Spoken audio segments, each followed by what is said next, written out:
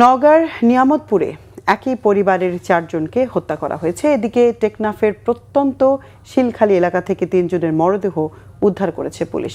নওগাঁ প্রতিনিধি বেলায়েত হোসেন ও কক্সবাজার প্রতিনিধি মুর্শিদুর রহমানের তথ্য ও ভিডিওতে বিস্তারিত ডেস্ক রিপোর্টে দেখুন।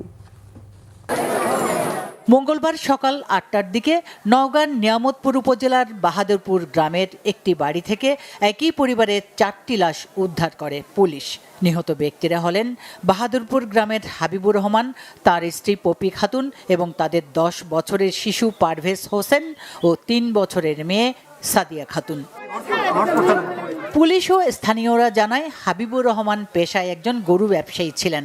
মান্দার চৌবাড়িয়া হাটে গরু বিক্রি করে সোমবার রাত 8টার দিকে বাড়িতে যান তিনি। তার কাছে গরু বিক্রির 2,80,000 টাকা ছিল। দুর্বৃত্তরা ওই টাকা এবং বাড়িতে থাকা স্বর্ণালঙ্কারও লুট করে নিয়ে যায়।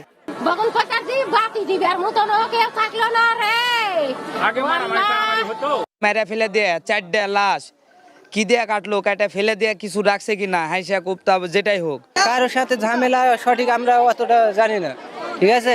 এমনি পারিবারিক গন্ডগোল বিবাদ হয়, এটাই। হত্যার বিচারটা আমরা সুষ্ঠুভাবে চাই, এটা যেন বিচারটা হয় এবং ভালো একটা তদন্তের মাধ্যমে জানা হয়। এদিকে গৃহকর্ত্রী পপি খাতুনের মা ও বোনের দাবি, জমি জমা নিয়ে বিরোধের জেরে এই মর্মান্তিক হত্যাকাণ্ড ঘটেছে। ওরা এরা কুটে করে কেস ওরা এই জমিটা যখন আমার জামক দেয়, বোনেরও দিছে 2.5 বিঘা মাটি, 5 বোন 2.5 বিঘা মাটি দিছে 5 বোনের। আর একটা বেটা ঘর ভিটা যা 10 বিঘা মাটি থাক ওই এক বেটাক দিছে, দিয়ে বেটায় থাকে। এটাই হলো একেবারে মেন ইয়ে। পপি করে জবাই করেছে এটা, আর পায়জামাটা নিচে নামে আছে এখানে। আমি অত থাকিনি, দেরি করি। নিয়ামতপুর থানার ভারপ্রাপ্ত কর্মকর্তা জানান, নিহতদের মধ্যে বাড়ির কর্তা হাবিবুর ও তার স্ত্রীকে গলা কেটে হত্যা করা হয়। তাদের সন্তান পারভেজ ও সাদিয়াকে মাথায় আঘাত করে হত্যা করা হয়েছে।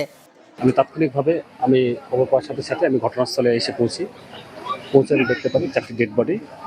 এটি একটি পরিকল্পিত হত্যাকাণ্ড বলে প্রাথমিকভাবে ধারণা করা হচ্ছে এবং কেন করা হয়েছে এটা আমরা তদন্ত করছি। তদন্ত করে বিস্তারিত আপনাদেরকে জানানো হবে। এদিকে সকাল 10:30টার দিকে টেকনাফের উত্তর শিলখালীর গহীন পাহাড় সংলগ্ন এলাকা থেকে রক্তাক্ত 3টি মরদেহ উদ্ধার করেছে পুলিশ। নিহতরা হলেন রবিবুল আউয়াল, মুজিবুর রহমান ও নূর বশর। নিহত 3 জনই বাহারছড়া শিলখালী গ্রামের বাসিন্দা। তাদের শরীর ও মাথায় ধারালো অস্ত্রের আঘাতের চিহ্ন রয়েছে। Bangla vision news desk.